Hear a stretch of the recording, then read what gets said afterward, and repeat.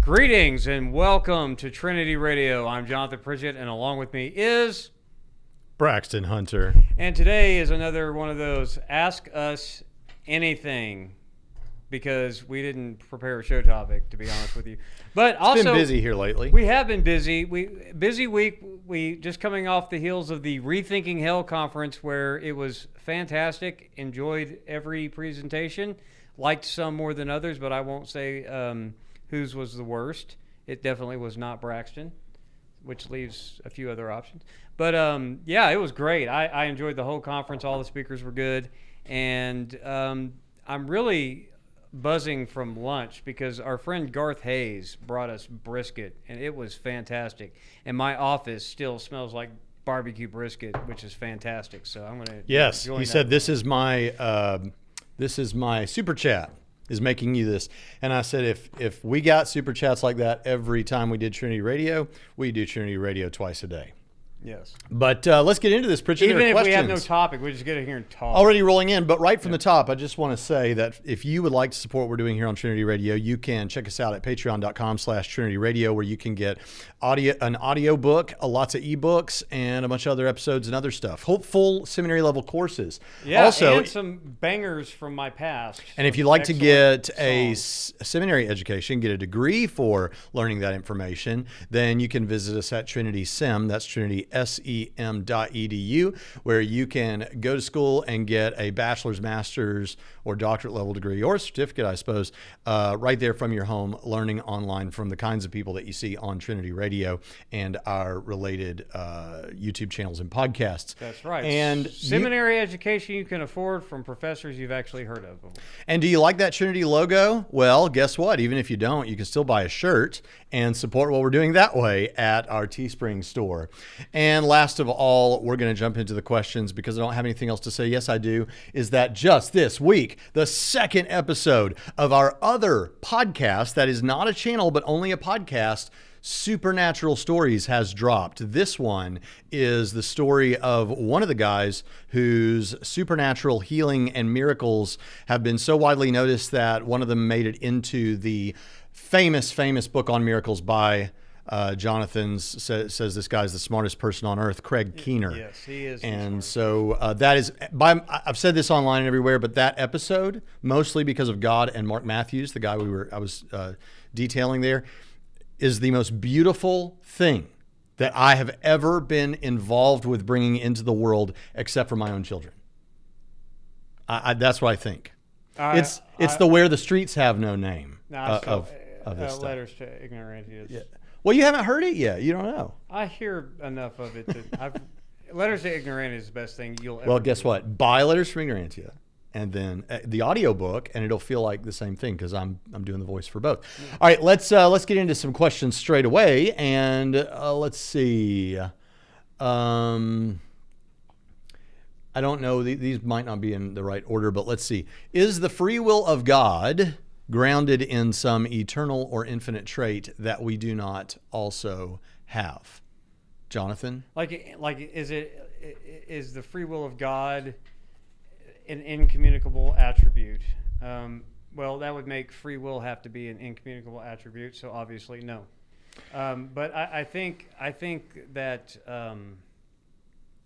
I would say God's free will, it stems from the fact that there's nothing above him to function as anything that would restrain. He's not determined by anything else because sans the universe, right. There wasn't anything else. And as I've said before on this program, God's personhood determines his nature, not the other way around. So a lot of people get this wrong. A lot of people think that because nature is such a fuzzy word, they think that, well, there's something about God's nature, and they talk about it so weird that you can almost envision they're talking about like an immaterial substance and that's wrong because it's not that. So God's nature is not a type of thing from which God, the tri-personal God, emerges out of.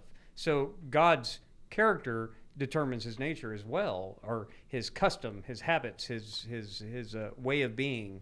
So, yeah, there's nothing. I wouldn't. I would say that it is. It's an eternal trait insofar as God has always had free will and never not had it, but it's not an incommunicable attribute that God can't create free creatures. Yeah, it sounds like the question comes from a Christian who accepts that God exists and might have free will, but just like you said, like maybe we don't have it, maybe it's not communicable. For those that don't understand some of the theological jargon, an incommunicable attribute from God is something that God has that he can't give to us as mankind. Right.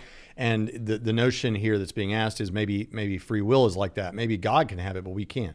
Here's some things I'd like to say about that, and I think it does approach an answer, and that is, as Pritchett seems to indicate, there's nothing external to God to determine what God does. In that sense, he's free. We call that source libertarian free will, because there's another kind, which is the principle of alternative possibilities, which says that whenever you did one thing, you really could have done other than whatever thing you ended up doing, everything being equal. And so a real good discussion is maybe God has source libertarianism. Nothing external to God determines what God does. How could it, sans the physical universe? But maybe God doesn't have the principle of alternative possibilities, because maybe on perfect being theism, you could say something like God is bound by his perfect nature to only do the best thing, and there will always be a best thing, even if on some microscopic scale that we wouldn't be able to see. But here's the thing. That's the kind of language I'm talking about that gets fuzzy, though. He's bound by his perfect nature, as if the nature is something from which God emerges that restrains his capacity. Right. And that's a fair point. That's a wrong The only thing I wanted to add to this is either position you take, if you take that God has either one of those kinds of libertarian freedom, even if one strikes you as less free than the other, I don't think it is. But if you think that God has either one of those types of libertarian freedom, source or PAP libertarianism, then what that means is you do think that libertarian freedom is in principle possible. And one of the biggest reasons I think that some of the guys I talk to now on the philosophical side of things don't think that man has libertarian freedom is that, even God doesn't. And how could anyone, because it's not a thing that can be done. Right. So then there's no problem or whatever problem. It's not the same problem or doesn't strike you the same way if free will is not even a possibility on the table. All that being said, if you do grant that it is a possibility because God has it, if you already believe in principle it can be done, and we have this strong implication, this strong intuition that we all have it, and we can make sense of the Bible in a way that it seems like we have it, then there doesn't seem to really be a problem here. The problem would only seem to be, well, but we have all these influences, and what if these influences overcome, isn't it the case that they must overcome our will such that we're not free anymore? And this is where I would just defer to Dr. Stratton's language, also a professor here at Trinity Seminary, and that is Dr. Stratton says, well, not if the antecedent conditions are insufficient to necessitate the outcome. If it's the case that what happened before determines what is going to happen, what the agent is going to do, then that agent isn't free and it's determined. But if those previous conditions don't necessitate, if they influence but don't determine, then I don't see how the problem would really be an issue. All right. Those are two lengthy answers to a first question. Yes. Thank you, Montre. I like the next question. Okay, this one? No, the next question at the very top. Oh, this one? Okay. 1 Peter 3. All yours. Well, you can chime in all you like, but the verse I want to read the prior verses. The lot of fun about talking about for Christ also died for sins once for all. I'm starting in verse 18. The just for the unjust, so that he might bring us to God, having been put to death in the flesh, but made alive in the spirit, in which he also went and made proclamation to the spirits now in prison. And a fun verse. I think that came up at the Rethinking Hell. People have all sorts of fun with that. I take the victory lap approach to that. I don't know what you take. I take, that's what I take. Who were once disobedient when the patience of God kept waiting in the days of Noah during the construction of the ark, in which few, that is 8 persons, were brought safely through the water.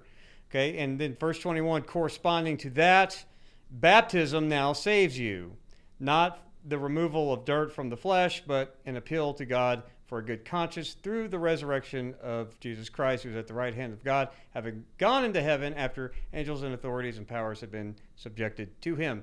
Now, if you want to say that because Noah and the eight people were on the ark and that they were delivered from God's judgment and all of that, and corresponding to that, the very next baptism now saves you. I don't look at this as like water baptism, because he goes on to kind of remove that idea of, if by that you mean the removal of dirt from the flesh, he's not talking. Now, of course, we don't think that when you're in a baptism or whatever, you're getting physically washed. Mm-hmm. But what that statement does, I think, is moves your head away from the idea of talking about physical water baptism.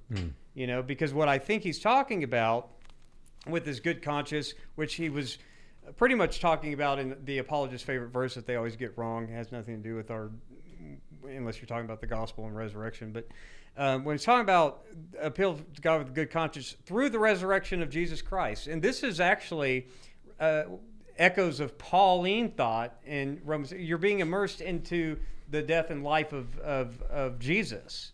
That's the immersion that saves you. I don't think it's talking about water baptism. Yeah, that's the important key here is, well, you listed it there. The case against that position here, two of the important pieces is, one, you see the word baptism, and we understand why we think of the specific ritual of baptism, but the word means immersion. So immersed in what? We see in the New Testament immersed in the Spirit. We see immersed in water. And so it does seem like there's a clarifying asterisk there that says what we're not talking about is something like the cleansing of water. We're talking about the answer of a good conscience toward God, more of a heart issue, which of course seems to be in line with Paul and Jesus. Yeah, of course, earlier in the chapter, he was talking about, always be prepared to give a defense whenever you were asked. That, of course, was highlighted all throughout that pericope is your good works, your good deeds, your good behavior in Christ, etc., etc. Always be prepared to give a reason for the hope that is within you. That hope and this good conscience stuff and this resurrection stuff harkens back to the exordium. And here's a little key about just reading epistles in general: is they're less epistles and they're more basically discourses or speeches. And of course, in this exordium, remember it was blessed be the God and Father of our Lord Jesus Christ, who according to his great mercy has caused us to be born again into a living hope through the resurrection of Jesus Christ from the dead, to obtain an inheritance which is imperishable, undefiled, and will not fade away. And kept in heaven. So this is a reminder back to just the opening part, just as the hope that is within you is a reminder back to the living hope that he's talking about through the resurrection of. So that's immersed in that is what saves you, and that's kind of the unifying principle of where you go back for understanding 1 Peter. So. All right, let's keep moving along here. You're not going to take issue with that and say no, it's really. Nah, you're fine. You don't want to stick up for it means baptism.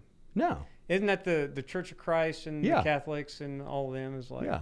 I don't affirm baptismal regeneration. And in fact, I'll give you a little bit of history here. This is kind of going to be interesting. When I was pastoring in McMinnville, Tennessee, perhaps someone could even locate this in some way. When I was pastoring in McMinnville, Tennessee, it's a heavily Church of Christ area. And if you're Church of Christ and this offends you, well, the Church of Christ in this particular area, at the time I was there, don't want to say this is true now, there were many of them that were very, very serious, to the point that someone might become a Christian in one of our services, and because families were all connected, they would try to get a hold of that person and baptize them in the Church of Christ Church before they get baptized at our Baptist church. And they were very serious about baptismal regeneration. And I preached on all these things, and they took out a full-page ad, 33 Church of Christ churches in the community. You'll remember I used to have it framed and in the office at the old building. And 33 Church of Christ churches put their names of their churches at the bottom, and they demanded that I debate them. Well, I'd been contacted by phone. I'd never had a debate at that time, but I said I would. I said, but we'll get, and I didn't know anything about how these kind of debates were done at the time. So what I said was, look, let's get from MTSU right down the road, a couple of debate professors, and get them up here to judge the debate. And you'll debate and present the baptismal regeneration view, and I'll present my view. And then at the end, whoever is judged by a disinterested third party, to as much as we can have them be disinterested, agrees not to preach on the topic in this county again. And so in the article, it explains all that. They wrote about that. They say that's what happened. And they say that they couldn't agree because they have to preach the whole counsel of God. And of course. But that all presupposes you expect you're going to lose. Exactly. So it never happened. Yeah. I love it. You up in the stakes. Yeah, I'll debate, but this is what happens to the loser. Which is like the most, I've never done anything like that with a debate since, because that's not how you do debate stuff, but I did. I think that's how more debates would be more interesting if there was actual stakes other than, people will say you either won or lost for a week until the next debate occurs, and no one cares that you had a debate, which is how it goes these days. So that would be harder to set up debates too. Huh? It'd be harder to get people to agree to debate if there were stakes like that. All right, Nate 2D2 asks a very serious question. I think this is one that we should all consider. We have a couple of super chats. Hold on. I think this is one that we should consider deeply, and I don't want anyone to make him feel ashamed for a question like this. The question is, how many nuns would a nunchuck chuck if a nunchuck could chuck nuns? Well, that's the question on the table, and ultimately I think it's unanswerable. Not an infinite amount, we know that much, because actual infinites don't exist in physical reality, and that's about as close as we can get. Somewhere under 100 nuns, I'd say. Well, it's unanswerable because we don't know. We need more information. We don't know who's wielding the nunchuck to chuck the nuns. Chuck Norris. Well, in that case, an actual infinite. or close enough to it. Right, yes. Okay, where's the super chat you want to get to? We got two, one from MJ and one from MJ Jackson. Woohoo, thank you, MJ.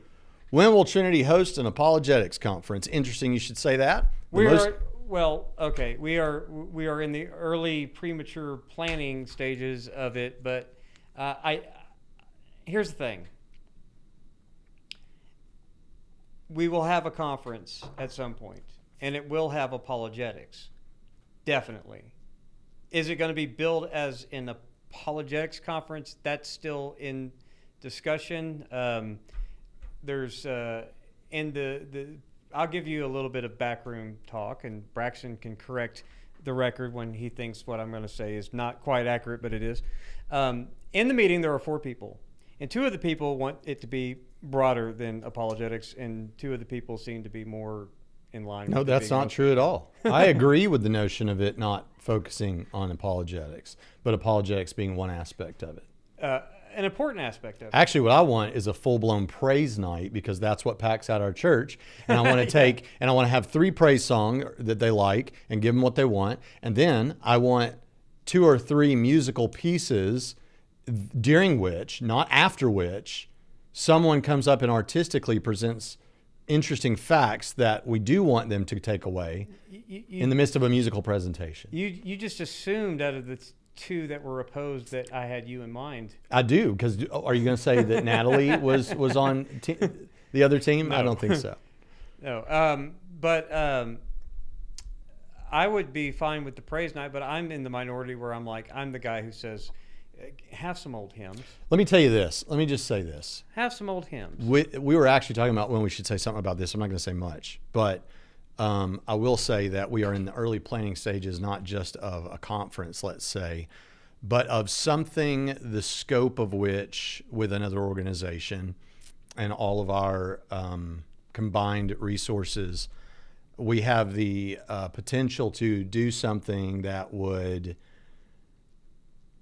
be different and much bigger than anything that apologetics on YouTube, I think, can be by itself. Yes, definitely. It's going to be great. But I just noticed that you swapped us again. It happened when I took myself away, so that I had to decrease that you might increase. Yeah. But then I had to increase again, but I just increased on the other side. Yeah, it came back and you got it right. Thank you, MJ Jackson. I really you. appreciate that. And I also want to thank C. Denise. Oh, wow. That's third super chat. Too bad I have to work for a living and can't stay for the stream. Just dropping in to say happy Friday and keep up the excellent work. We love you, C. Denise. Thank you We love you. much. We love you. We love you. I referred to you yesterday in another meeting. And there was Tim the Ancient. Tim the Ancient, always a great addition to the show. Thank you for that. My dad is a premillennial. My favorite Twitter guy. And he states, Tim's dad? No, Tim the Ancient. Follow him on Twitter if you're not. My dad is a premillennial, and he states often that as a rule, we should only expect the world to get worse and worse. What do you guys think? I don't think I agree with him. Well, I don't. I don't agree with him even if premillennialism is true. Yeah, I don't hold the premillennialism. I don't hold the post. I'm pretty millennial, basically. But the idea that it's gotten worse and worse, no, it's always been bad. It's been worse, and then it's been better, and then it gets worse. So I don't know that it's been progressively worse throughout history. Mm-hmm. In fact, I would say so far, even with what's going on in Ukraine or whatever, and things that have happened in the Middle East and the war on terror or whatever, still so far 22 years into it and less bloody than the last century. So I mean, yeah, it's just we don't know what's going to happen. And I mean, we could have World War III for all we know. But what I'm saying is there's always been bad. Mm-hmm. And when people think our culture is decadent and they think our culture is just filled with filth and it is. But so we're doing new Greece. kinds of. Here's how I think. But ancient Greece consistent with what you're saying is the same kind of even if the world doesn't get worse, like if we took units of evil in the world at any one time, we may see an ebb and flow, right? Like a sea, a rolling sea, and we would of course see a tsunami like the Holocaust every now and then or something, right? Yeah. And we would see that sorts of thing. But what also could be the case is that maybe we don't have that. Maybe we don't have an increase in evil, but we have new types of evil. Yes, that I agree. Waves cropping up where they weren't before. Yeah. And those new waves to us may strike us as more horrific. For example, I would say right now, if you took a young evangelical who's hot for God, like on fire for God, and let's say they're 18 and they've already said, like I had before 18, I want to minister the gospel for the rest of my life. That's what I want to do. He's going to say probably the kind of person I'm thinking of is going to be pro-life, and they're going to be against the mutilation of children that we're seeing happen or has happened. Yeah. And but if you ask them about both of those issues, which one is more horrific? If he answers on impulse, he's going to answer that what's happening with mutilation is horrific and seemingly far worse. Of course, if he steps back for half a second, he realizes that while it's as horrific as he thinks it is, in terms of toll, in terms of body count, let's say, it's not, right? The thing is, something horrific was already happening. This is a new horrific thing, well, in the Bible, and strikes you as more horrific because it's new to you. I mean, look at what God judged some of the empires and nations for in the Old Testament. We're doing pitching babies in the fire and all kinds of horrible stuff. So we do invent new types of evil, but we also read that there was a lot of evil in the ancient world, and that brings up an interesting point that you can mention anytime you're in an apologetics discussion with an atheist or a non-Christian of some sort, and they're always complaining about how mean the God of the Old Testament is, and you bring up, well, look at what these cultures that God destroyed were doing, and oh, by the way, look at the type of wickedness you approve of, and you're judging,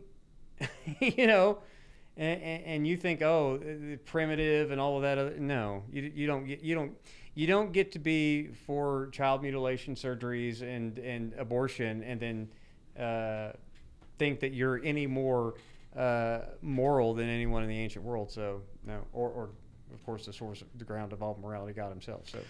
Let's just go to this one from Slam RN, who we praised last week, and every apologist lined up here and theologian praised her. Do you accept Psalm 104 as a creation psalm? If so, does verses 5-9 preclude that there would be a global flood after God created the earth? So let's take a look here at Psalm 104. We'll read verses 1 through 9. Praise the Lord, my soul. By the way, we're going to go with the New American Standard Version. New American. All right, we're going to start with number 1. Bless the Lord, O my soul. O Lord my God, you are very great. You are clothed with splendor and majesty, covering yourself with light as with a cloak, stretching out heaven like a tent curtain. He lays the beams of his upper chambers in the waters. He makes the clouds his chariot. He walks upon the wings of the wind. He makes the winds his messengers, flaming fire his ministers. All right, here we go, Pritchett. You ready? Mm-hmm. He established the earth upon its foundations so that it will not, let's see, I lost my place, so that it will not totter forever and ever. You covered it with the deep as with a garment. The waters were standing above the mountains. At your rebuke they fled. At the sound of your thunder they hurried away. The mountains rose, the valleys sank down to the place which you established for them. You set a boundary that they may not pass over, so that they will not return to cover the earth. Yes, this is a creation. Okay, does it then preclude that there would be a global flood after God created Here's the thing. earth? Not necessarily. And I'm more of I think I probably lean more localized flood than global deluge. But even if I affirmed a global deluge, no, that there's nothing about that precludes that, because this is still explaining what happened in God's creation. And again, it's not a scientific account of it. It's a poetic account of it. He rose up the mountains, Yeah. like you're playing Minecraft. You could rise up the ground or something. He rose up the mountains. He lowered the valleys to where they go. You can rise up mountains. I always see people like digging. Yeah, you do have to, don't you? There are games where you rise up the mountains and stuff. They try to give you godlike powers in games, because Mormonism. Anyway, let's go back to... But no, there's nothing that precludes, and I don't even accept a global deluge. I think I lean more towards the localized flood. Water covered the land, but still, it's even if it was a global flood, not if you can prove it to me, I'm happy to believe that as well. I wasn't convinced at the Creation Museum that was, but I like the Creation Museum. It's fine. But Pritchett... No. Hallie or Haley, Luya. Oh, I gotcha. Well, see, this time they tricked me, but it was fine because it was a wonderful, nice Christian illusion. Hallelujah. Hallelujah. What? Why aren't you Catholic? Well, hallelujah. Why aren't you Catholic? Hallelujah. Have you looked into whether Catholicism is true, Pritchett? Enough to my satisfaction to believe it's not. But I'm not Catholic, though I have repeatedly said on this program my conditions for being Catholic. My condition is make me Pope, and then I will ex cathedra get rid of all the doctrine I don't like, that I don't agree with, and then I'll absolve the papacy.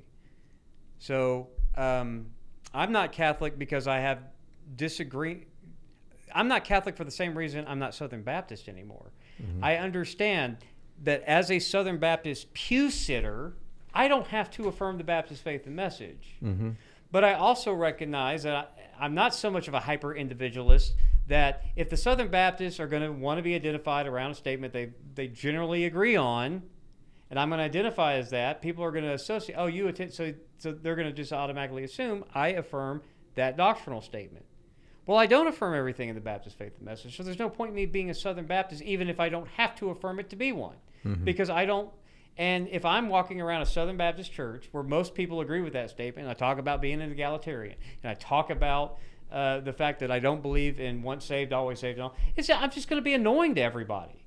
So why go to a Southern Baptist? Same reason why I'm not a Catholic. I don't agree with the papacy. I don't agree with purgatory, right? I don't agree with the Mass as, re-sacrifice. I'm not going to say that I don't agree with the Marian. You went long enough, and we got other questions to get to.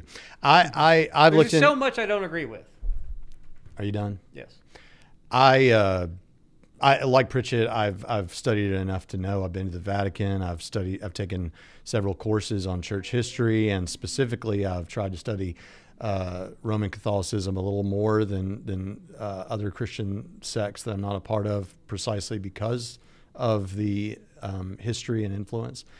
And now I've had conversations with Cameron Bertuzzi, who has been trying to make a decision about this for a couple of years, and listening to all the reasons he lays out.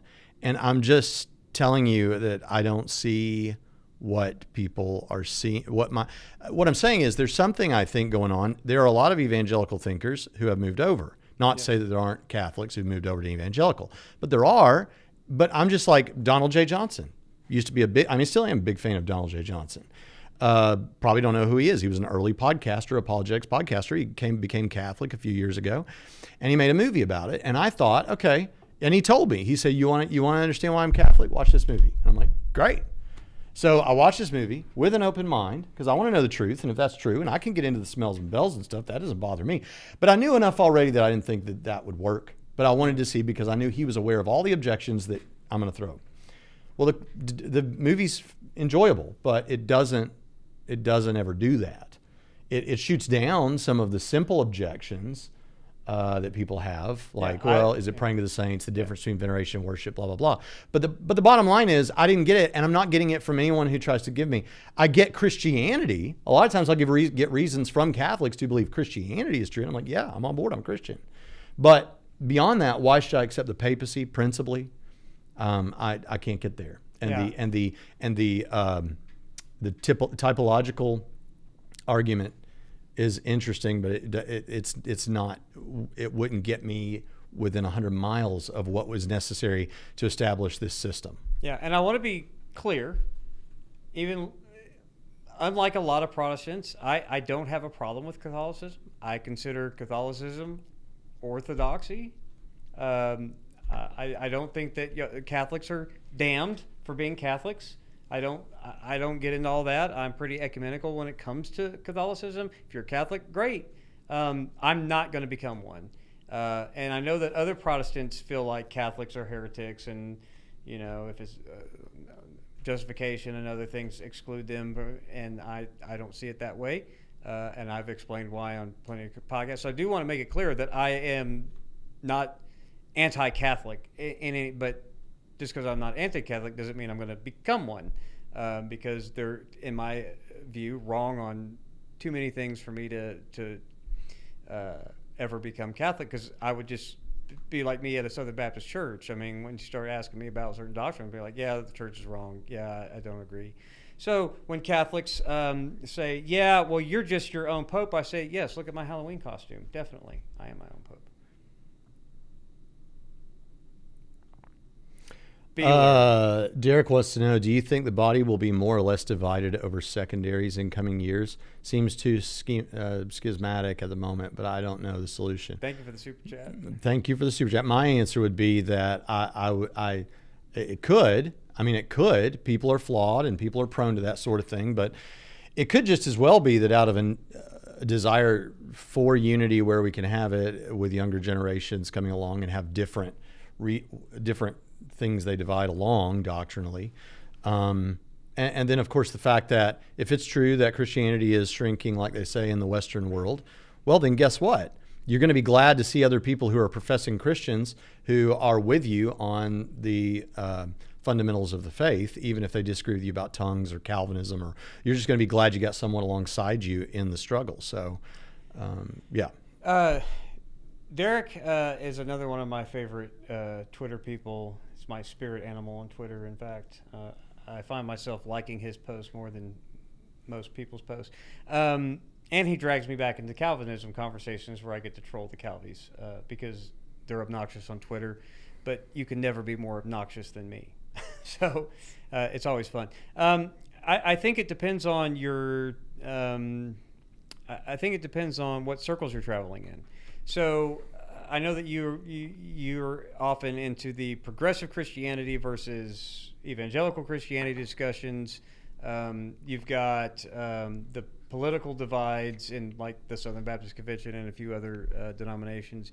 You still got the Calvinism, non-Calvinism debates and all that. But believe it or not,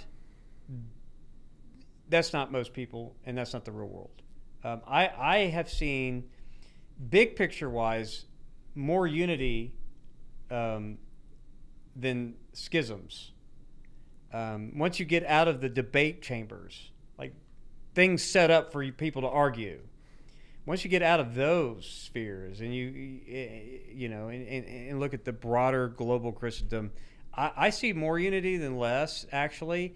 In fact, those who want to keep the debate grinders grinding, especially on soteriology, all you Calvinists owe a huge debt of gratitude to first Leighton Flowers and second the provisionist perspective. Because if those guys weren't still putting out content, Calvinists would have no one to whine about. Because it seems like 100% of their whining is about them, and they're keeping the soteriology debate alive. They're carrying the flames for you guys.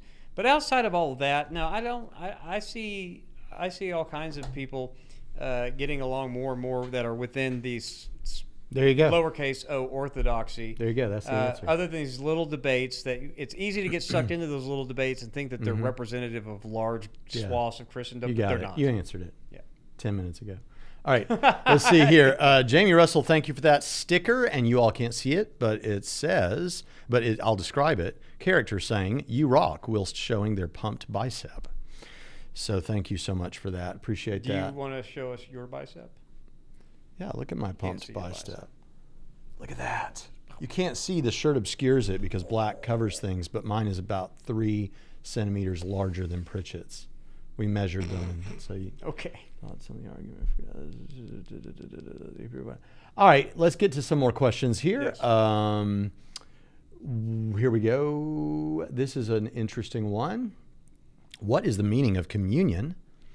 And why are so many churches, Protestant, Catholic, Orthodox, out of communion with each other? If we are all Christians, it seems like we should be. Well, on the one hand, being in communion, I think of you meaning like we would in cooperate, fellowship. We see each other as believers, we would work together in parachurch organizations and things like that. But you might mean, because between these, you might mean literally communion. Like, do they divide because of communion? And in that sense, you could actually say they're out of communion with each other because of their views on communion, right? Yeah. Depending on the view, depending on the church. Within the same denomination, and if you are not a member of that particular local church. Right here in Evansville, I never heard of it before. Yeah. I never heard of it before. But when we moved to Evansville, I never heard of, among Southern Baptists, closed communion. Yeah. Where even if you're a Southern Baptist, if you're not a member of this local church, you can't take communion. Yeah. I'll tell you, I think that is, well. This is kind of in line with the previous question. Now, if you're talking about communion as in the Lord's Supper, that's a different conversation. But if you're talking about communing with one another and being in communion or out of communion, this is where I think apologetics outdoes all other fields of like academic Christianity. Okay, because apologetics, other than the cranky, not all, Eli, not all, most cranky presuppositionalists. Like apologists from all types of denominations and all types of other, except for Eli, methodologies, come together and get along. Until David Paulman starts a fight over something epistemological or whatever. But for the most part, I love you, David. You're awesome. But for the most part, you can't complain. Yeah, you're snarky, and he's one of your students. Yeah, I love David Paulman. I like it when he stirs up trouble because there's too much communion among. But apologetics is really that one discipline, and I would say maybe it's because I'm most familiar with, but maybe there's like the preaching conferences where a lot of different types of people can get together. But there are places, but I think apologetics is a very big tent fellowship of people from all types of denominations that get along in communion with one another and sets, I think, a great example, except for most presuppositionalists, to the rest of the church. That is true. Here we go. Hey, don't take it for granted. Could I said God, something nice about apologetics. Could God freely pardon the repentant, or did he require payment? You or me? I'm happy to go. I'll fix whatever you get wrong. Just kidding. I'm kidding. This just goes back to, like, on the one hand, you want to say God's going to act according to his nature. And his nature is not something external to himself that decides what he does. It's him, but it is him. And so he's going to do the perfectly just thing because he's perfectly just. So if someone sins, that's an injustice.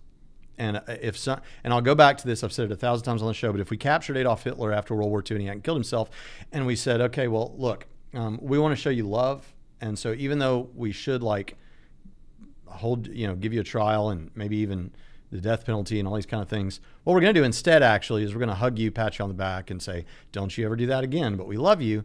Well, that would be wrong, wouldn't it? That would be bad. It'd be bad. Well, why is it bad? It's bad because there's no justice. And we would be mad about that sort of thing because justice needs to be done. And so a good God will act justly. So the question is really is God good? I mean, if God's good, then there's going to be a penalty for sin because he's just. Yes. Can he? Yes and no. I mean, if you're asking, because see, when you look at, and I know that you don't affirm PSA, I get it. And if you read Pierce for Our Transgressions, I get it. It's shoddy church history. I know. But as someone who does affirm PSA, let me explain. If it is the case that PSA is true, then in that sense, no. But when you look at a text like Romans 3, for example, where a lot of people go for it, which I think it's there. I've had this conversation with my friend Nick Quint.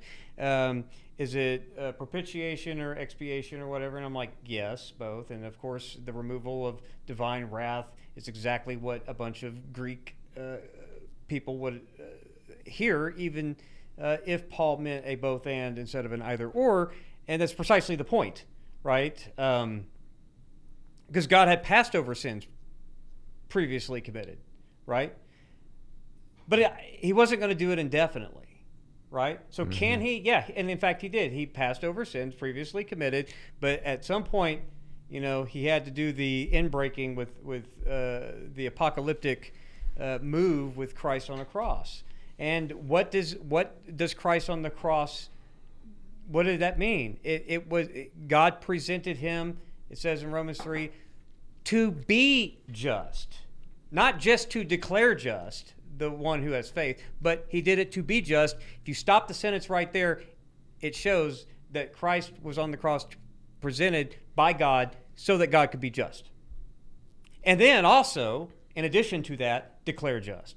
So, I understand people like Idol Killer don't affirm PSA, but I think you need to rethink that because there's ways to do it without all of the, and N.T. Wright is really better at this than a lot of people. There's really ways to do it without the caricature that the worst proponents of penal substitutionary atonement leave themselves open to the cosmic child abuse and all that. Okay. Yeah, they have some of those they've earned some of those characters, but there's a way to present it that's not that. Yeah, we got it. So yeah, we got it. Yeah. All right.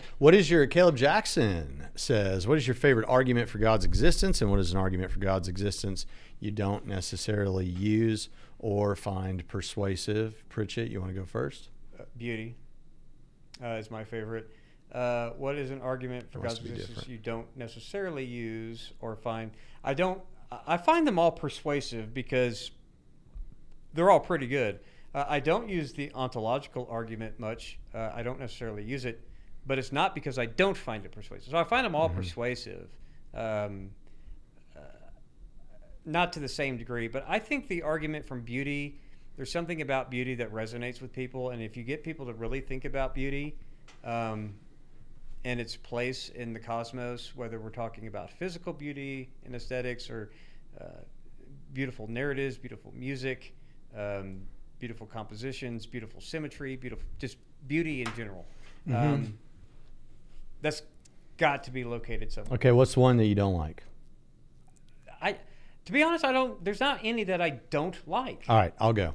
So number one, ones that I don't use as much or don't like, even though I have both of these in written text. The one I like the most is the Kalam. Sorry, big surprise. It's just that if it ain't broke, the Kalam was destroyed. If it ain't broke, don't fix it. And I'm sorry, in my own head, if I ever think, why do I believe Christianity is true? well, I first have to get to God's existence. So kalam. If I wanted to pour gravy on it, a bunch of the other theistic arguments are awesome too. But the kalam does it. It's like, that's fine. And then I move on to resurrection, near-death experiences, all kind of stuff that's just immediately like, oh yeah, of course. I have no idea why I would ever think about this at all, right? It's to me, there's so many, because I'm not just throwing out these words like I am right now. These represent bodies of knowledge that I have in my head, just like every one of you has knowledge about things in your head. So when I touch on those, all of that is instantly activated for me because I know what I know. And so when I hit these things, I'm like, all of the credences are suddenly available to me. I know how strong I think each of these things is. And pretty quickly I'm like, yep, there it is. But then it's ones that I don't like. Okay, so both of the arguments that I'm going to mention here are arguments that I think are that I agree with, but I don't find persuasive to people, especially the first time they hear them necessarily. And one is the tag argument, the transcendental argument. There are multiple transcendental arguments. In a sense, the moral argument is a transcendental argument. But and the free will argument that I use is a transcendental argument. But the way transcendental arguments are framed with respect to knowledge and the way presuppositionalists often use them, it's not that I disagree with it. It's that I disagree with using it practically because I don't think people understand what in the world you're talking about. And I think it takes more work to get there than it does with other things. And beauty, you're number one. I put among the things that I think are true and good, and I agree with the whole thing, but not persuasive. And here's why I think that, and it's not that you can't point to a Francis Collins or somebody. It's not that you can't do that. And I'm all for people doing it. I'm all for other people doing it because clearly I'm wrong, because clearly a lot of people are persuaded. For my money, what we're doing with an argument from evil is basically saying inference to the best explanation. You mean beauty?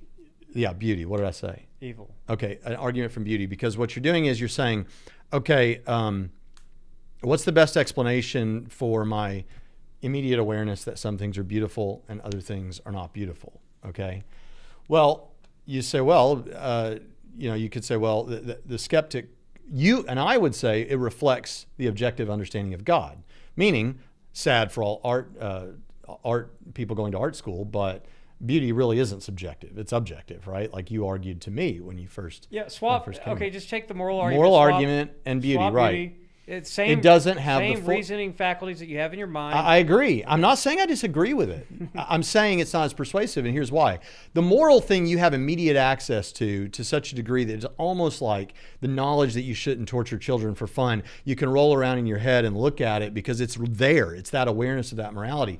With beauty, I find that waterfall beauty. I find that pasture, that green pasture, beautiful. I find all of that beautiful. Isn't it and deserts and burnt down forests I don't find beautiful. Isn't it interesting that makes sense if I associate waterfalls and green, all the things I like happen to be all the things where water sources are and food is and shelter and safety and ways to cook. Isn't it interesting that the things I don't find as beautiful are things that like feces and desert places, not that they can't be beautiful, but you understand what I mean? Mm-hmm. Like it's like what I'm saying is because you're doing a worldview comparison here, right? You're saying what makes the better sense of this?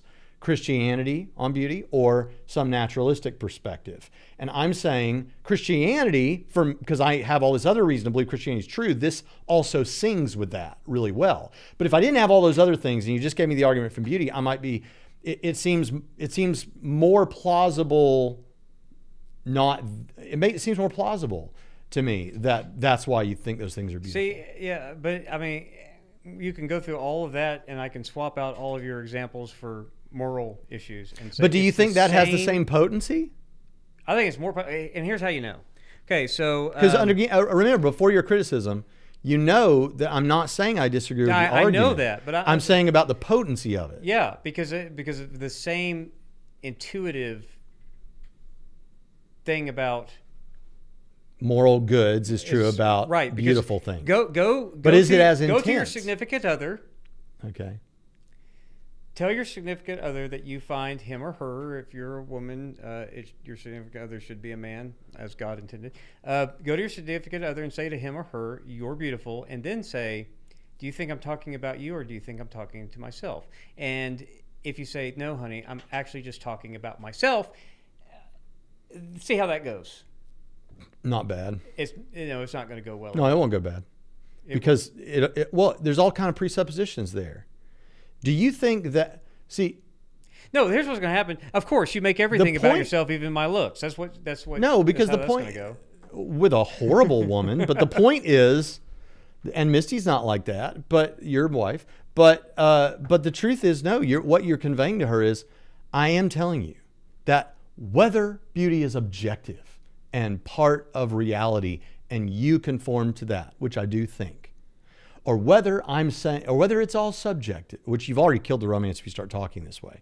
But you say, but the fact is, I, your husband, look at you, my wife, and I tell you what beauty. You want to hear. No, I see beauty. You're not saying you don't. Oh, so you're presenting a third category where you're lying to her. You don't even find her beautiful. No, I'm saying you're just saying. I'm saying that's all. I'm saying your only other options are I'm saying what you want to hear, and I'm saying something about myself that you want to hear.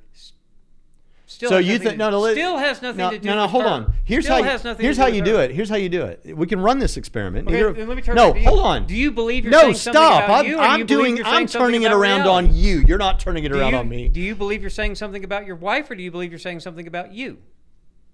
When you tell your wife that she's beautiful. I believe I'm saying something about my wife. You keep forgetting that I buy the argument. What I'm trying to ask you is, I'm saying, all right, if I go home to my wife and not do it the way you did, which is a straw man, which is setting people up to fail, here's what you do. You go in, you do this. Go to Misty tonight. She won't have watched this. Will she? Of course, no. Okay, you go into Misty tonight, and I'll go into Sarah, and we'll report back next Friday. I'll write a note. She'll watch Mike Winger. That's fine. He's not a part of this experiment. He doesn't. It just makes me sad that she'll watch Mike Winger, but you won't. Look, just be glad she's watching Christian content. And you go home and you say, Misty, I find you to be the most beautiful woman I've ever seen. That's what you say. Mm-hmm. Okay? That's representative of the beauty is subjective, and I'm telling you about me. I find you to be, in my eyes, the most beautiful woman. Stop. And then after that, I get what you're saying. No, you don't. You don't know this next part. Okay. The next day, you come home and you say, Misty, you are a beautiful woman. Mm. And tell me there's a difference in how she reacts. There won't be. In that example, probably not in that kind of thing. Yeah, because I didn't do what you did, which is say, go home to her and say, I don't really think that you're beautiful. I just think you're beautiful. Doing the straw man. That's not what I said. What I said was to prompt an intellectual discussion. I think the point's been made. You can say whatever you want. You lost. I think that people's intuitive reactions to this, once they think about it, is fundamentally no different than their intuitive reactions to morality. And in fact, I think with some people, the argument of beauty works better than morality, because whereas some people have bought into the idea that beauty is subjective, a lot of people, including Christians, have bought into the idea that morality. We're going to have a talk sometime, Pritchett, about the difference between accepting an argument and liking an argument. No, I know, but I'm just saying. And that's even the sad part. I like it I would love to be able to use the argument from beauty. I would love to, but I just don't. But a lot of people make this mistake that by saying beauty is objective, that people cannot have attractions or preferences that are subjective. And I've never made that. Same thing with morality. Just because some morality is objective doesn't mean that all moral issues are objective. Thank you, Jamie. I appreciate that. Some of them. Should you brush your teeth? In some places, that's a moral question. I mean, should your breath be so offensive to somebody standing close to you that it is actually more moral to brush your teeth than not? Yes. Is that objective? No. Is it subjective? Yes. Is it still moral? Yes. In certain cultures, it would be more moral to brush your teeth than not, instead of M from 007, and that I'm sure is not a picture from Rick and Morty, but actually a picture of M animated from 007. That's about what she looked like. I shouldn't say that. Have you read Psychophysical Harmony, A new argument for theism. No, I haven't. And I think Dustin Crummett presented that on Capturing Christianity the other day, and I've been meaning to get to that. So no, I haven't, but thank you for the super chat. And that gives me more impetus to actually go read it. Have you read it, Pritchett? No. I didn't think so. Not because you don't read stuff, but just because that doesn't seem like your I've never jam. heard. Actually, that hasn't been on my radar. It sounds interesting. Mr. Green says, I am enjoying reading on the supernatural miracles, spiritual warfare, insert shameless Braxton Hunter podcast plug. Thank you, Mr. Green. I do so appreciate that. And I have some more stuff here that I had saved for us to get to. New Testament theologist says, my patrons and I talked a bunch about the relationship between history and theology. What are your thoughts on this apparent divide? I called it the heresy of either-orism. I'm not sure what we're talking about here. Yeah. Oh, you're not either? No. Sorry, Nick. You went too academic, and now we don't know what the heck you're talking about. Divide between history and theology.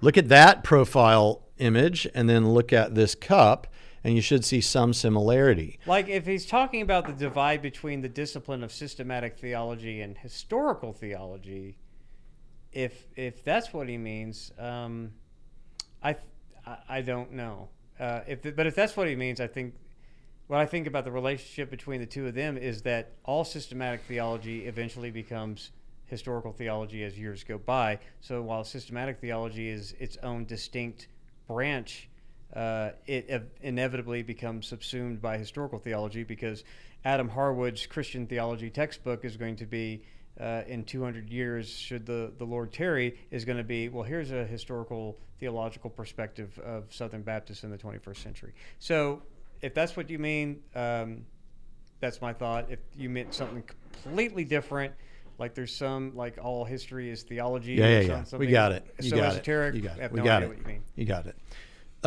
So anyway, this is the church split, as you can see, and they sent us a coffee cup. And so he's asking, this is Will Hess, who's asking, what would you do if I gifted you guys an elephant? If you send me an elephant, I can't guarantee the safety of that elephant. I don't know how you've got certification to have that elephant. But if somehow it finds its way in this room, you better believe it's going to be on camera. But I do like white elephant gifts. So if you want to gift me a white elephant gift, for those of you who knows what that is, I love those things. I love to clutter up the house that my wife tries to keep so pristine and proper with tacky white elephant gifts. How do you defend premise one of the moral argument? If moral laws exist, then God exists. I'm especially interested in positive defenses, opposed to appeals to the absurdity of the alternative. So the argument, as Craig presents the moral argument, is if God does not exist, objective moral values and duties do not exist, which is the same as basically what you've got here. But then premise two is, objective moral values and duties do exist. The conclusion, therefore, God exists. So then what we have to do is we have to defend each of those premises. And so honestly, atheist is asking, okay, the first premise, if God does not exist, then objective moral values and duties do not exist. How do you defend that? And what I would say is a couple of things. We'll talk about what the alternatives are in a moment, because I don't want to lead with that since you're asking me specifically. So the thing about it is, you're asking what's the best explanation. Basically here, it's in defense of premise one, you'd say this is one of two things I'm going to say. What's the best explanation for the objectivity of moral values and duties? Well, because I agree with you, if they're not objective, you don't need God as an explanation. Perhaps you would for other things like the existence of anything. But if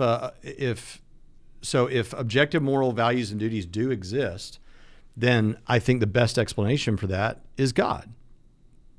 Because the alternatives are some kind of Platonic, it's just a law of the universe or something. And that brings me to the second one that I think also fortifies that one, which is there is a design element to morality. I mean, if you're granting me that it's objective, we're not talking about it being subjective. If you grant me that we're talking about objective moral values and duties, then there is a real design element to this. These seem to be clearly designed to help people flourish, survive, do better, and even in places where it doesn't seem to have an immediate benefit, altruism and sacrifice and things like that. So I think there's a teleological element, and I think that it's the best available option if you grant that, and I don't think it's like we may discover something in the future that's actually a new option we didn't know about.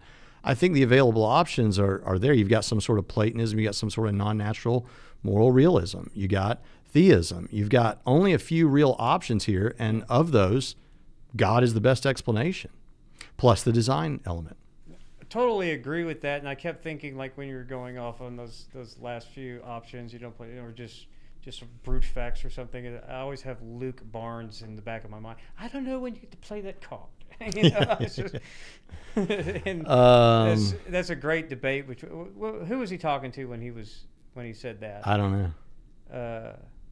But he was having a debate with somebody, and he was like, "I don't know when you get to play that card." Yeah. All right, so here comes Honestly Atheist one more time. Says, I want to clarify a prior comment I made. I said, on my view, supernatural testimony must be lies or exaggeration, but I neglected to include that it could be genuinely mistaken. And you're absolutely right. This is one of the things that I love about our new podcast, Supernatural Stories, because I think this is true about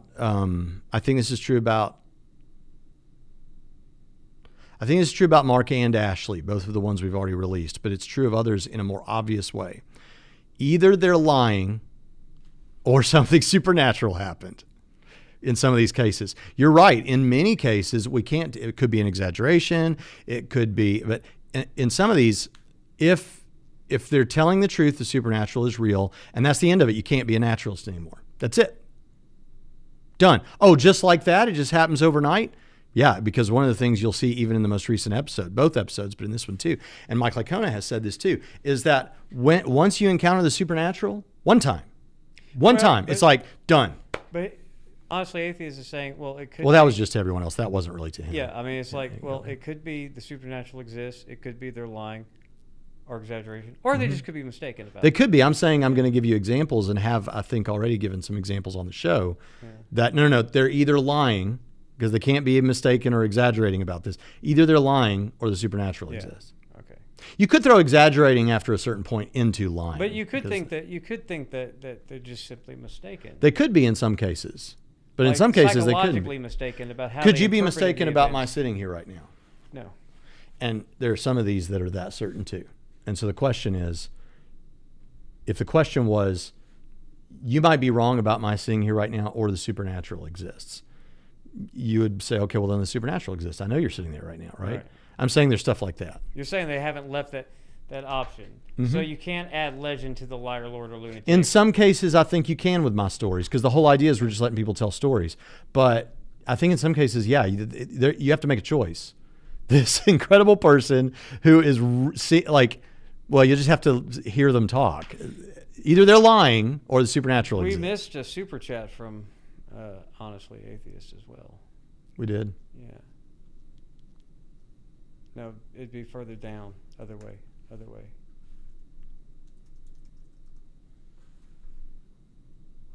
We didn't get a super chat from Honestly Atheist. Or maybe it was Faithiest Atheist left us a super chat then. I don't know.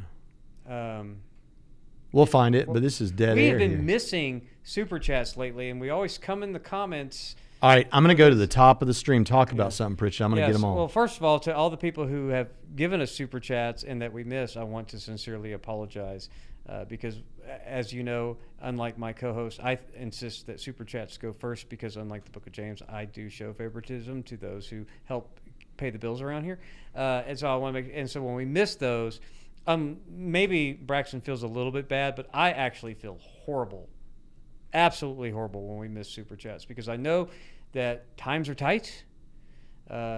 Money is becoming more and more scarce. There it was, Faith is. Well, there's some of these we haven't gotten. And so I appreciate all of the super chats, and I want to make sure that. Then let's do them. Outside my normal Bible reading and study, what should I really delve into thoroughly reading and studying on when I'm finally finished with? Soteriology. Well, whatever you are passionate about or think God is leading you to minister with respect to. Right? Great book. Start at Homer. Work your way on down.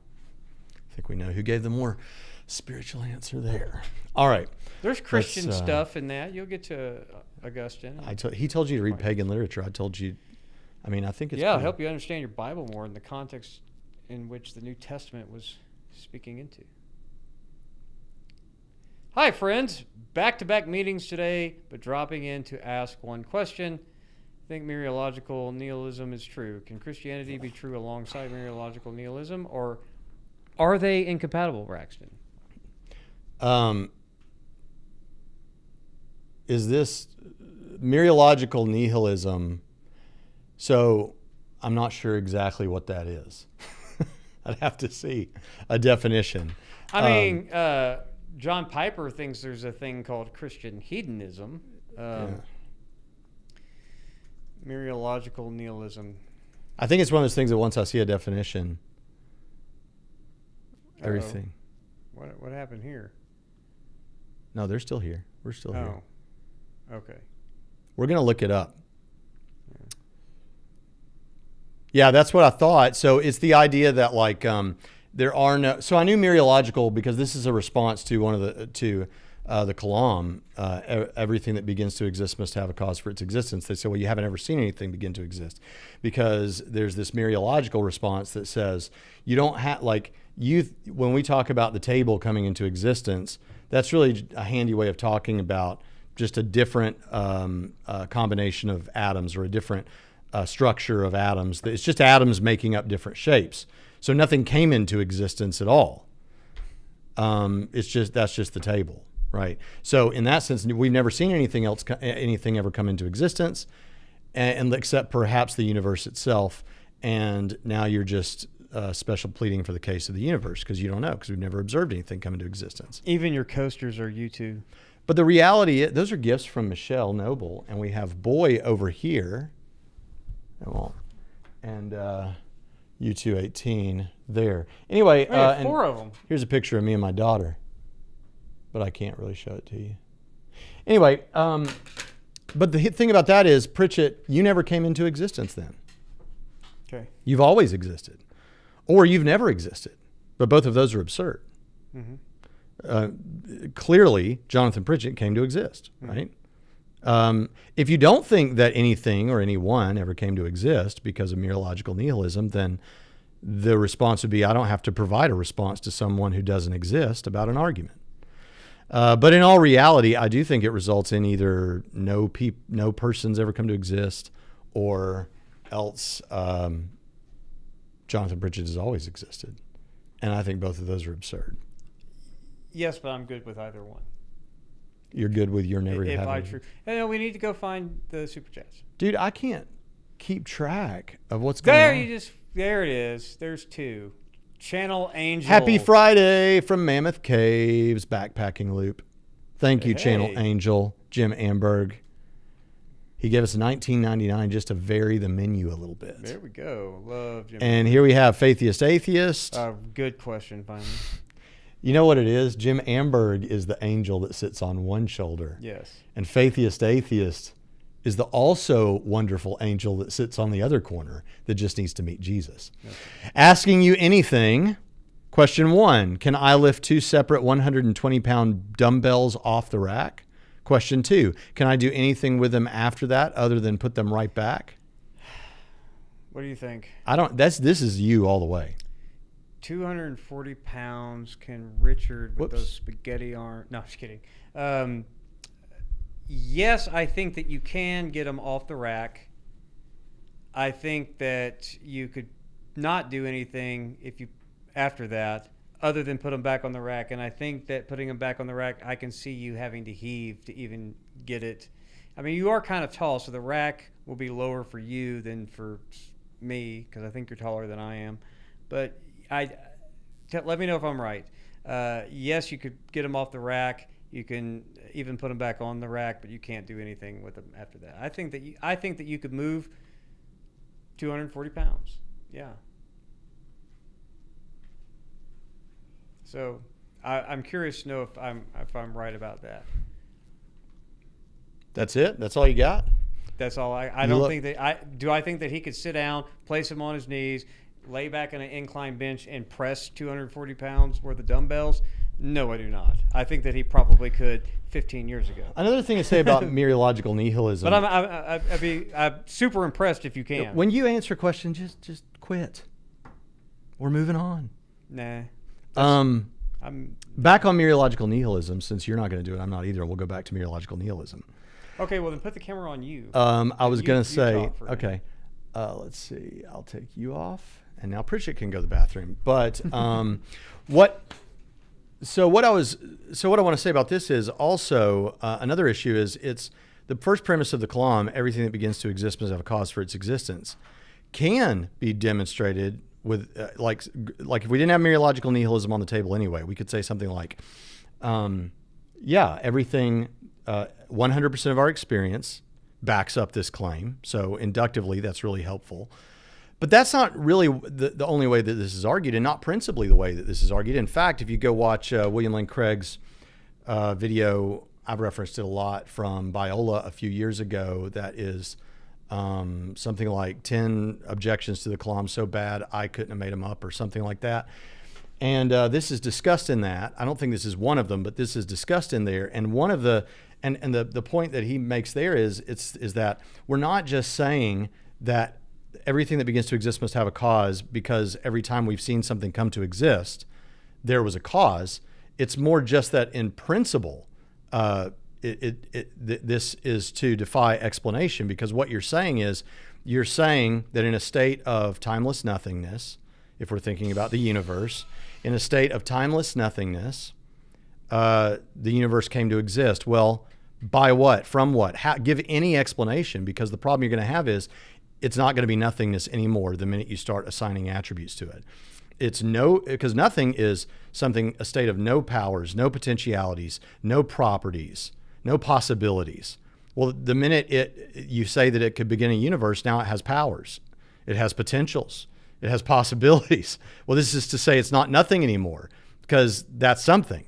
And so there's a principled problem of this that is where philosophers like Craig go first. It's just that if you want to put gravy on it, you could say, yeah. And on top of that, everything in our experience that begins to exist has a cause as well. But so even if mereological nihilism floats, it wouldn't deal with this. But for the reasons discussed before, I don't think that it really does. And with that, we'll take a look at another super chat, if I missed one. Yeah, here we go. Kenneth Soto says, rank the atheist. Sam Harris. Oh, yeah, I'll already do it for you. Let's see. Sam Harris would go at the same. Well, in terms of what? Showmanship, academic prowess, abilities in their field. If I just think generally, I don't know where I'd put Pinker, but I'd put Sam Harris at the top of the rest of them. I put Dennett underneath him. And then I put Dawkins underneath him. And then I put Hitchens underneath him.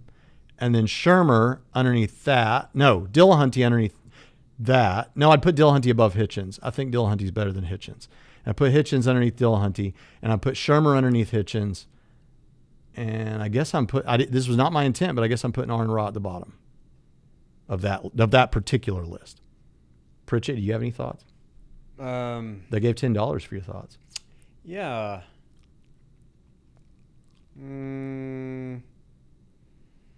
We'll go with Hitchens, Dennett,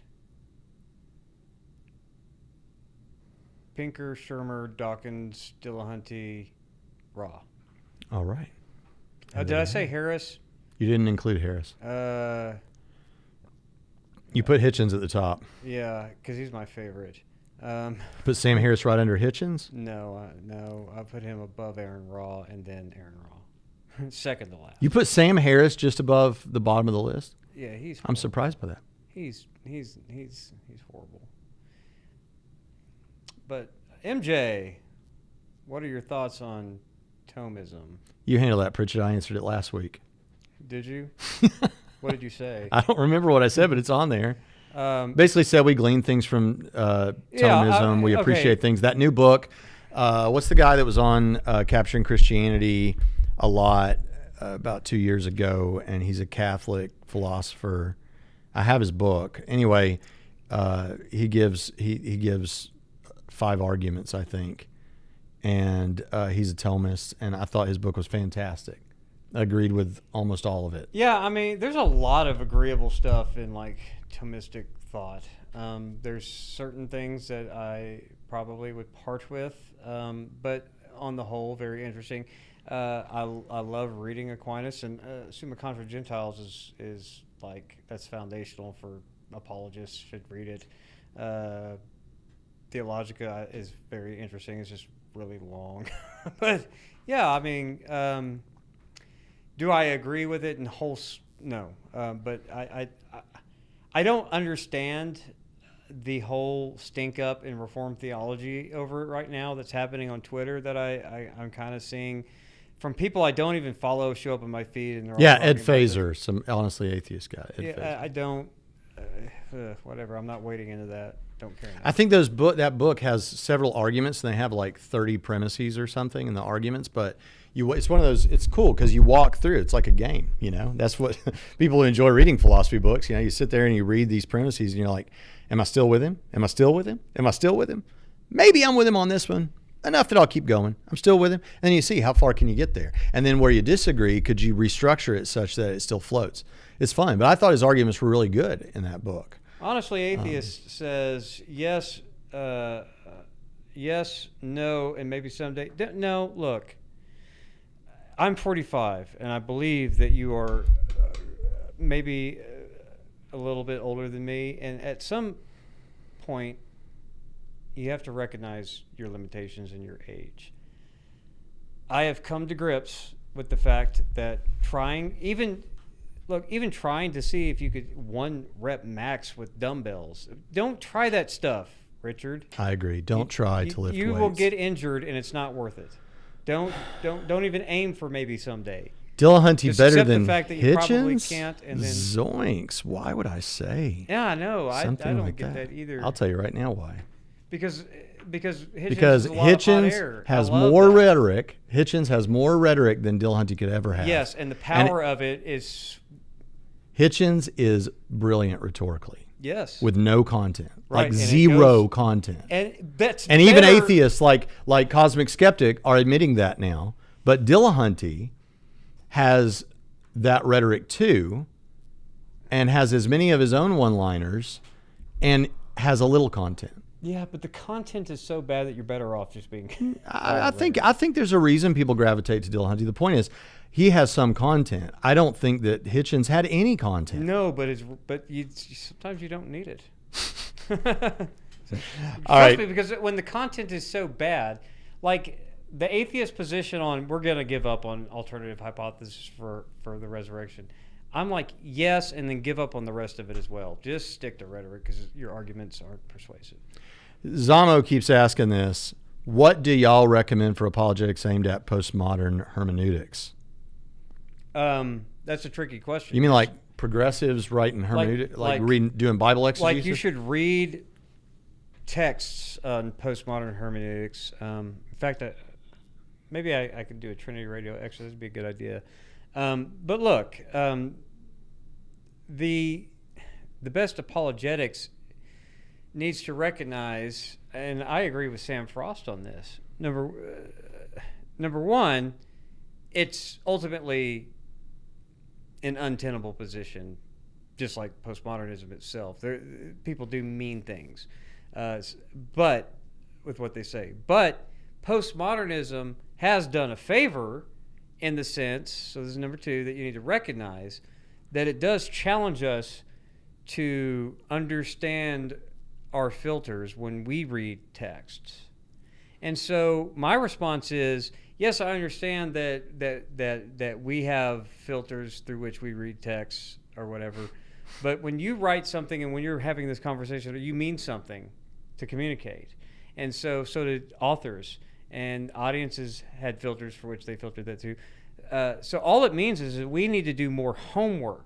And this was one of the critiques that Daniel Sanchez wrote in a hermeneutics book that he contributed to, edited by Lemke and a couple of Steve Lemke, and then two other guys. This is escaping me. But Daniel Sanchez in his article was writing about one of the shortcomings of the grammatical historical hermeneutic approach is that we put a lot of emphasis on grammar and then less emphasis on the historical context, but we even get the historical context wrong because we're looking at it from the perspective of trivia, like historical facts. Like the example I like to give is in any Romans commentary, you're going to read that, well, Claudius expelled the Jews from Rome in 49, and then, of course, they filtered back in later time, and then some of those converted to Christianity, and that's why you have a majority Gentile but sizable Jew minority, blah, blah, blah, blah, blah. Okay, well, that's just a trivia thing. That tells you nothing about the culture. It tells you no sociological information that rounds out our historical perspective. And so when you're talking to people who are championing postmodern hermeneutics, one thing is to reinforce the validity of that words mean things, authors meant something, and their audiences were intending to understand. And number two, that it just requires us to do more homework for a historical reconstruction that includes the sociological dimensions so that we can understand what the author intended to communicate and what the Honestly, audience Atheist says that I'm ignoring his or didn't want to take his spicy abortion protest question, but I don't see it, and I just went back and looked. Let me see if I can search. I read for it. something where the Faithiest. Oh, here we go. I recently went through training to become an abortion clinic escort. These are volunteers who put themselves between verbally and physically abusive protesters outside clinics. What extent of abortion protest is morally permissible on your view, and how do you determine where that line is? How far can one go in the virtuous defense of the unborn? So, my answer, I've thought about this a lot because I will admit that there is like here's the thing. If you really believe that abortion is murder, then if you're driving along and on the side of the road there was a man about to assault an older woman, would you not feel obliged to stop and do something about it, even physically? Yeah. Okay. What if it was someone doing that to a small child on the side of the road? Same thing. Yeah. What about if it's happening in an abortion clinic? So I understand that, and I realize that's a frightening thing to consider. But the truth is, we are doing this in abortion clinics, and this is happening, and there seems to be some progress here recently on this front. And look, the reality is we live in a country where we have rules about peaceful protest. And the answer to that is a straightforwardly American one, which is they should follow the rules of peaceful protest as far as they can. They should never physically harm anyone. And I don't think they should be verbally insulting, though if by verbally, I don't know what term you used, problematic, we just mean expressing a pro-life position, even if it is a harsh truth, then I think we should be able to do that in the ways that conform to peaceful protest. Pritchett? Well, when it comes to that, I mean, we have to observe the laws and stay within the laws. Yeah, that's what I'm saying. Yeah. But to make me as thoroughly unpopular as possible, in principle, to save a child's life, you shouldn't take life. But if the law didn't forbid it, would you not? If this try was to physically restrain that from happening? If this was illegal and we weren't fighting, like this is on such, here's the problem with. Would I physically restrain someone so someone could not murder a child in the womb?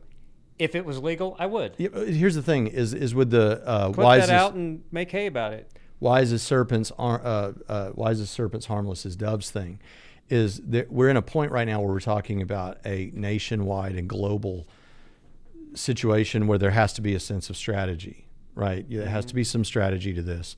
This is a horrible thing that is happening in our country. And if we want it to end, those of us who think it should end, then the way you don't go about it is you're never going to, what do you think you're accomplishing? Like if you bomb an abortion clinic or something like that, well, this is not going to be monetized, but if you did something like that, first of all, that's horrific, and you're hurting innocent people surely there too. And secondly, what do you even think you're accomplishing except demonizing pro-life people? Far worse. Yes, you might save a kid that day. Praise the Lord. I don't want to undermine that. But strategically, and being as wise as serpents, harmless as doves, we need to be people here who recognize that the path forward, there's some success happening here. there's some progress. We need to be glad about that, and we don't need to throw gasoline on it by doing something worse. And guess what? Even in spite of all of that, you don't want to harm people. Well, not harm, but in your example, if you saw someone being attacked, would you not try to physically restrain the aggressor? The reason I brought that up is to just say that is a truth. It's right. And so I'm saying that were it not illegal to do it, would I exert as much force as necessary to physically restrain without hurting? Well, I mean, beyond what's reasonable to physically restrain somebody to prevent the murder of a child. I think that's morally consistent.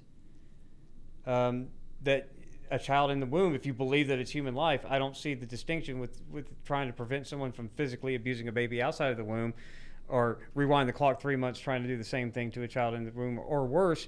Yeah, I would try to physically restrain that were it not illegal to do that. Because it's not illegal to physically restrain someone to do that to a baby outside of the womb if it's trying to kill a baby.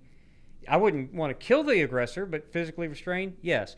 And I say that if you believe that you would do that, if you're morally consistent and it wasn't illegal, then you would have the same moral obligation to do that in a clinic if it weren't illegal to physically prevent or an underground, let's say, abortion. Yeah, look, the bottom line is we stand against any kind of violence, any kind of, he says here, many of the protesters shout at the people entering the clinic insults about their sexual ethics to shame and intimidate them.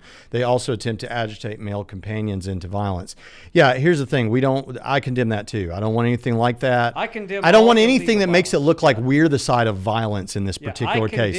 Because we're not the side of violence in this particular case. The side of violence are the people who are ending the lives of children. That's the extremely violent, unacceptable, ridiculously wicked. If I wasn't a Christian, I would still see it this way, side of this. And I know that offends everyone, but the people on this channel and even the people who disagree with me about this on this channel know where I stand and how passionately I take this. So no, we're not the side of violence. And to the extent that our side ever does say things like that, I'm against it.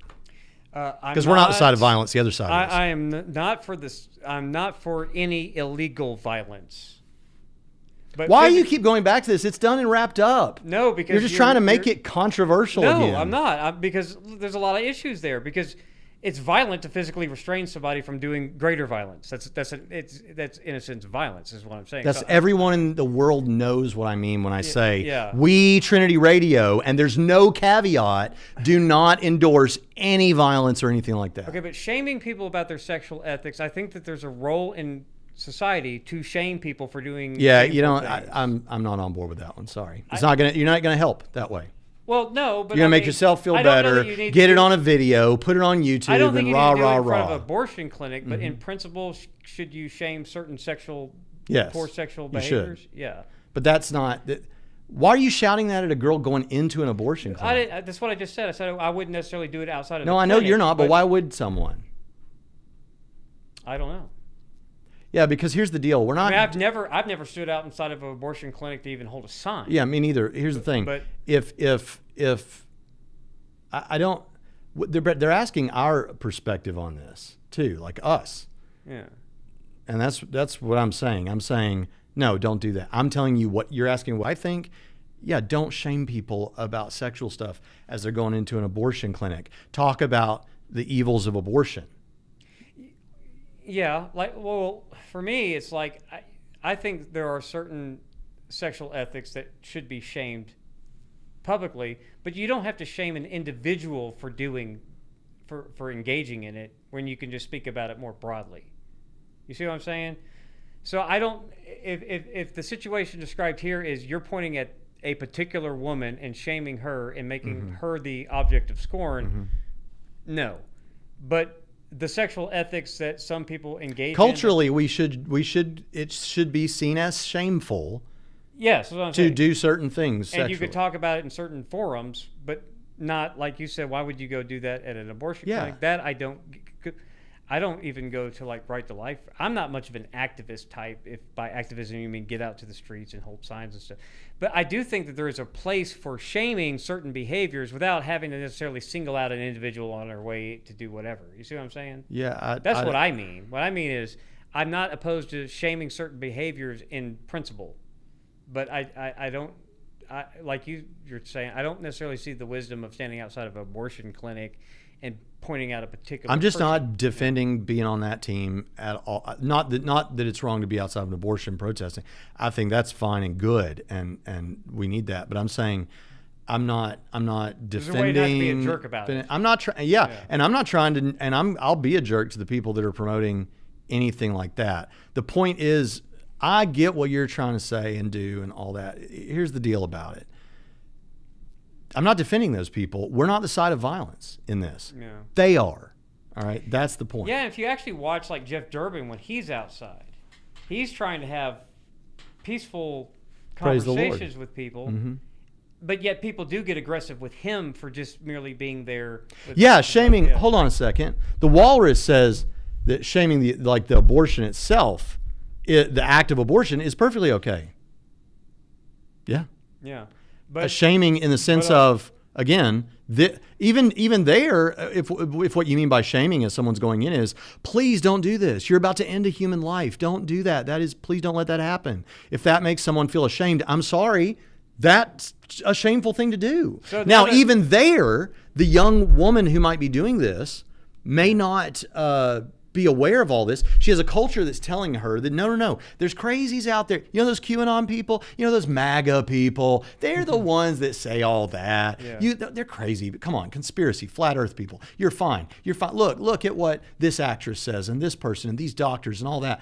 I don't think these girls sometimes are aware of what's happening, but the doctors definitely are. Yes, and speaking of violence, while no abortion clinics have been bombed that I'm aware of recently, pregnancy centers have been, and one of the things that I have not heard is a whole lot of pro-choice activists condemning that. So maybe the tide is turning to where now we need to start shaming pro-choice activists for not condemning the violence against pregnancy centers that are there to help women who chose not to have an abortion, who exercise the choice that you say you affirm if actually having a baby is a choice that you hope that they would make if choice is your thing. Why don't you start shaming all the violent people that are actually doing illegal violence towards pregnancy centers? I'm waiting for those. It's a weird moment. Let me tell you why this is. Plenty of pro-life people denounce it. Where's the pro-choice people? Denounce it. Let me tell you why this is a spicy question. Honestly, Atheist is right, apparently, because we've talked about it now for like 10 minutes, and it's been probably the best part of the show. But the truth is, it's a spicy issue because we're living right now in a time where at least two things are going on, both of which are directly or indirectly related to sexuality, that are the most wicked things that have happened. It's horrific what's happening. I won't say we do have other horrific things in American history that have to do with subjugation and denigration of people groups. But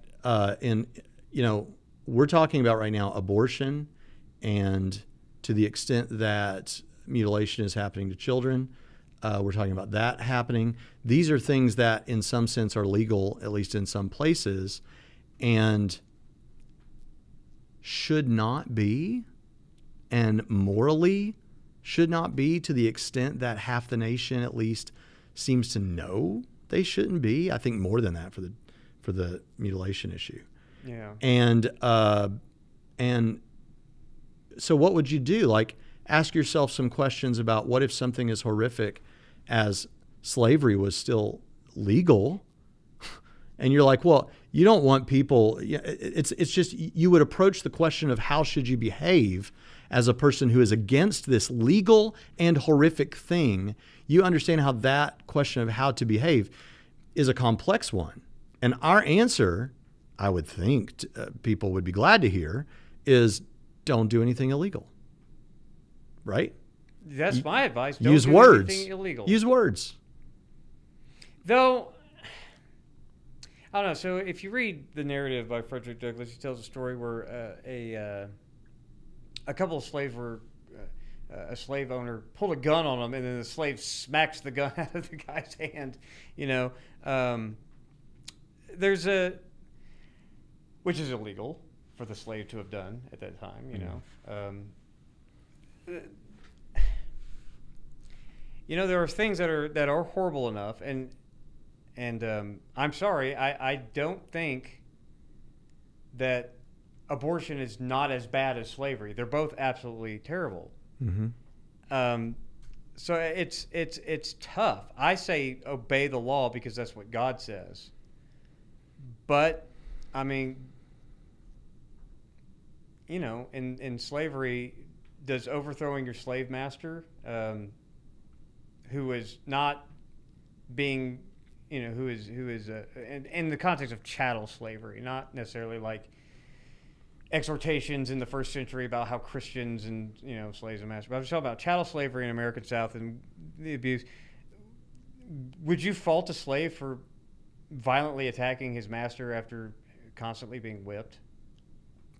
Would I fault a slave for reacting to that? Yeah, violently in defense. No, I wouldn't either, and so.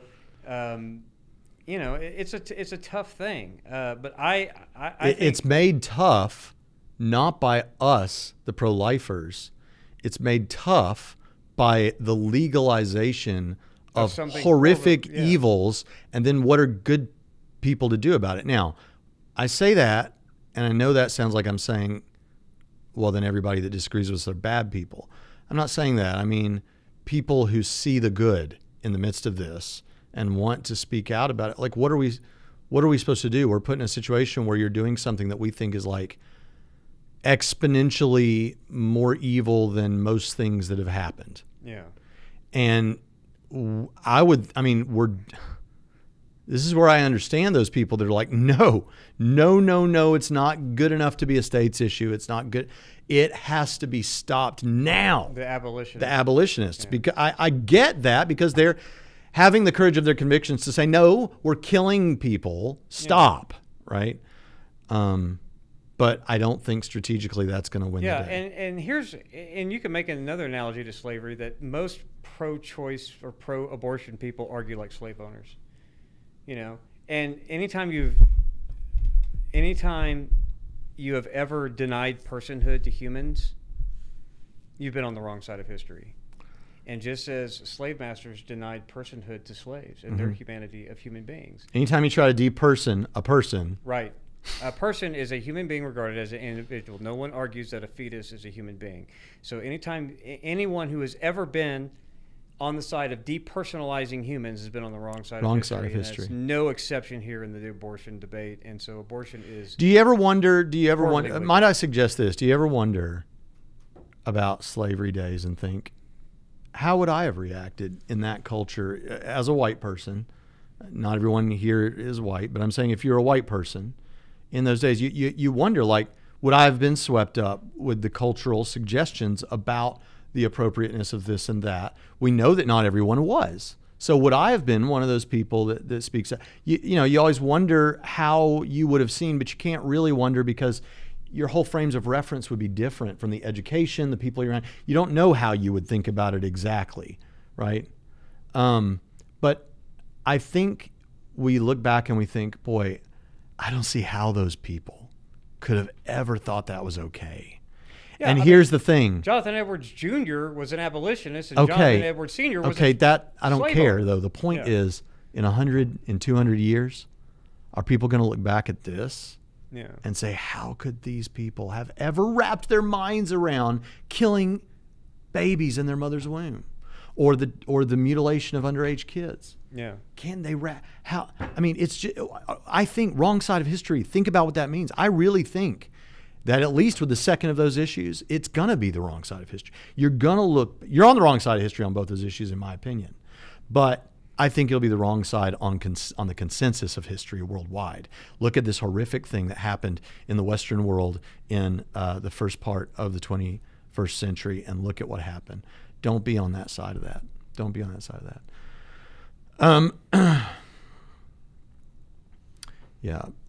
Let's see. Yeah, we just kind of talked about that. You know what, Pritchett? It's an hour and 40 minutes we've gone. This is the longest Trinity Radio in a long time. Yeah. Thank you to all of you who have stayed with us. I guess we're probably just going to shut it down here. Yeah, it's a. Have y'all appreciated that I brought back the old intro music? Pritchett, any parting words? Yeah, I'm glad that we got to discuss some of these important issues. I'm glad that we got a lot of theological questions today. We always love those. Bible questions. This has been a great episode for us. I really thoroughly enjoyed it. And I know that abortion is a contentious issue and some of the other issues, but look, at the end of the day, we do believe that life matters, that life begins at conception, and that murdering innocent life is horrible. So, we make no apologies for it. We do sympathize with all the struggles that surround that discussion, but at the end of the day, wrong is wrong. That's all I have. And we'll see you next time on Trinity Radio.